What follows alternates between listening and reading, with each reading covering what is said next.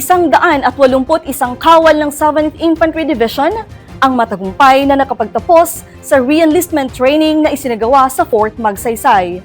Layo ng pagsasanay na hasain at paigtingin ang kanilang mga kakayahan bilang mga kawal.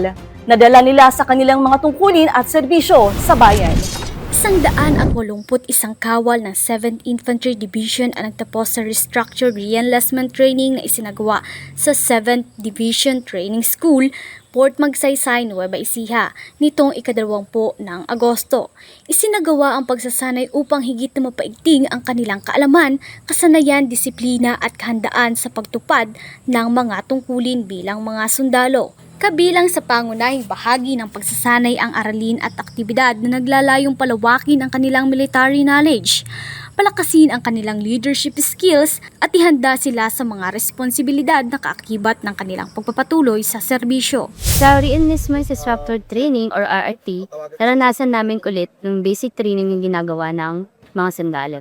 Muling nasubok ang aming patient at discipline at na-refresh kami sa mga basic skills ng isang pagiging sundalo. Maganda naman po ang naging resulta ng aming mga pag-aaral sa aming mga lectures, sa aming mga practical exercises, gayon din po sa aming mga crew training exercises. Sa pamamagitan ng pagsasanay, nabigyan ang mga kalahok ng pagkakataong balikan at higit na mapaunlad ang kanilang kakayahan habang pinagtitibay ang kanilang dedikasyon sa serbisyo. Bilang pagkilala sa kanilang natatanging performance sa pagsasanay, kinilala rin ang mga nanguna sa kanilang batch.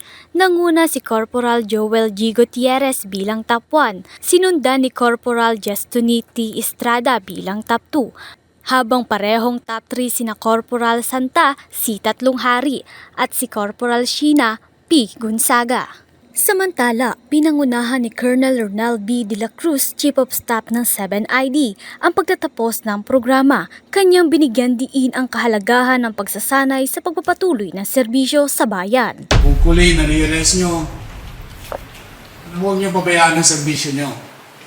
You have to go adapt sa changes. In order for you para maging matapos ninyo ang inyong serbisyo. With that, again, congratulations sa inyong lahat. Bahagi ito ng pagpapatuloy ng pagsisikap ng 7ID na mapaunlad ang kakayahan ng mga tauhan nito at mapanatili ang isang disiplinado, profesional at mission-ready na puwersa. Sa pagtatapos ng pagsasanay, dala ng mga kawal ang bagong kaalaman at kakayahang gagabay sa kanilang pagpapatuloy ng serbisyo. Mula dito sa Port Ramon, Magsaysay, Nueva Ecija, ako si Maria Clarissa Santuyo, ang inyong pamilyang kugnay para sa hukbong katihan ng Pilipinas.